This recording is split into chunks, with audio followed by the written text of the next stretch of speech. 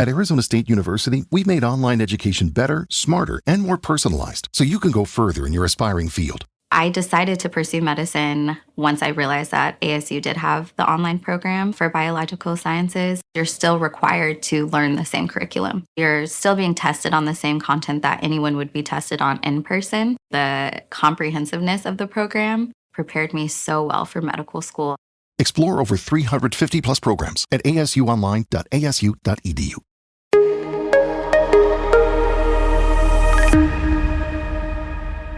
Hello and welcome to the Intel Brief.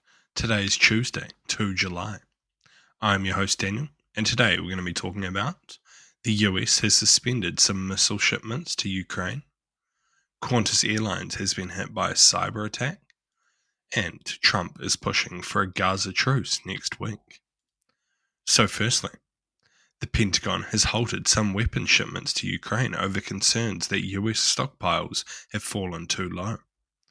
The decision was made to put America's interests first following a review of our nation's military support and assistance to other countries across the globe, the White House spokesperson Anna Kelly said in a statement.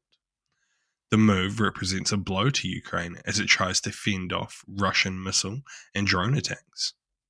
In addition to ramping up air attacks across Ukraine, Russian forces have already control about a fifth of the country.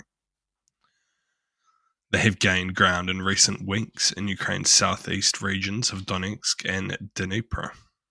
Among the weapon shipments halted by the US are air defense interceptors to help knock out Russian drones and projectiles and other precision munitions, Reuters agency reported.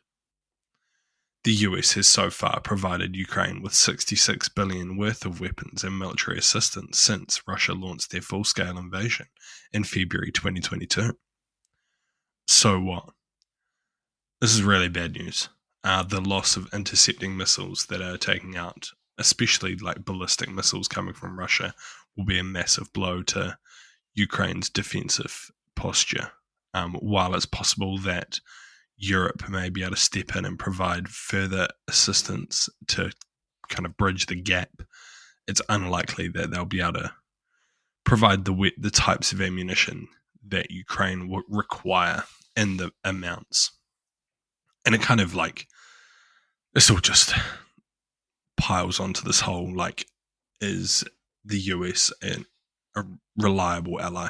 While it's totally understandable that they want to keep enough ammunition at home, we're 3 years into this war, they should be able to make enough ammunition to both ensure they have enough stockpiled and to provide Ukraine and Israel with ammunition, because this is likely caused by Israel's conflict as well, which would have heavily drained some systems.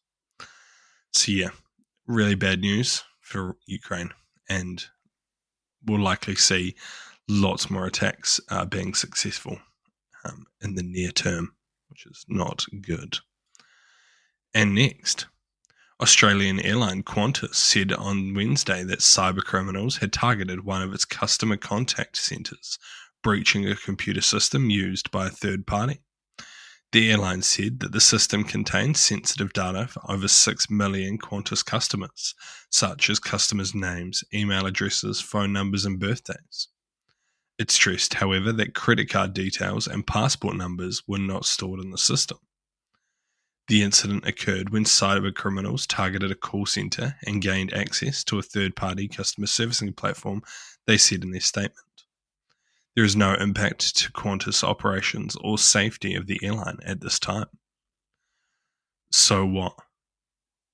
Well, firstly, if you had a Qantas account, I would go and change the passwords for anything that's important, because they will highly likely be using this information to try and conduct phishing attacks against you and trying to breach any other accounts with similar email addresses.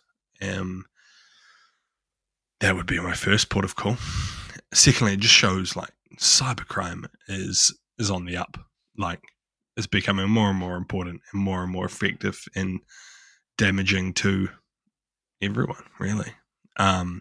While they didn't get the passwords or credit card information, yeah, They got a lot of information though, and it's likely going to be for sale on the internet any time now. So yeah, keep it in mind. It's quite possible that Qantas or the third party, whoever's responsible, could face some fines for this, because that's a pretty significant breach that could have some pretty shitty consequences for certain individuals. And lastly, the United States is pushing for a truce in Gaza sometime next week, President Donald Trump said. The Republican leader told reporters that he hopes a ceasefire in the brutal war between Israel and Hamas can be in place before Israeli Prime Minister Benjamin Netanyahu visits the White House on July 7th. The quick end to Israel's 12-day war with Iran has sparked fresh hope for a stop to the fighting in Gaza. More than 20 months of conflict have left over 2 million people facing a dire humanitarian crisis in the area. Trump has urged Israel to make a deal in Gaza, but Israeli forces have kept up their offensive across the Palestinian territory. So what? Trump is definitely putting quite a significant amount of pressure on Israel to make a deal that they probably wouldn't necessarily want to be making. So while it's possible that this truce could come into effect, and there could be some kind of ceasefire before Netanyahu visits the US, it's also quite likely that this truce will not hold, and they could end like the last one, where it goes into like a first stage. There's prisoner swaps, and then it kind of falls apart when they need to make long-term decisions, and especially releasing all of the hostages. Hamas have made it clear that they don't want to do that, as it's kind of their only bargaining chip, that if they lose all of the hostages, then what are they going to do? After that, it's possible that Israel would just flood the tunnels that they live in, and it'll be all over. So yeah, it's a bit of a tit-for-tat game, but definitely a challenging situation. A truce in Gaza would be ideal, just for the general security of the Middle East, and it could lead to much better humanitarian situation for millions of people, but it still seems a bit unlikely to last long term, without Hamas just completely flipping the narrative and giving up all the hostages, which I see is unlikely. So yeah, that's been your morning intel brief. I've been your host, Daniel, and I'll see you again tomorrow. See you. With so many options, why choose Arizona State University? For me, the only online option was ASU because of the quality. Their faculty was really involved with their students and care about your personal journey. The dedication to my personal development from my professors, that's been extremely valuable to me. Earn your degree from the nation's most innovative university. Online. That's a degree better. Explore more than 350 plus undergraduate, graduate, and certificate programs at asuonline.asu.edu. Ready to make a real impact every day?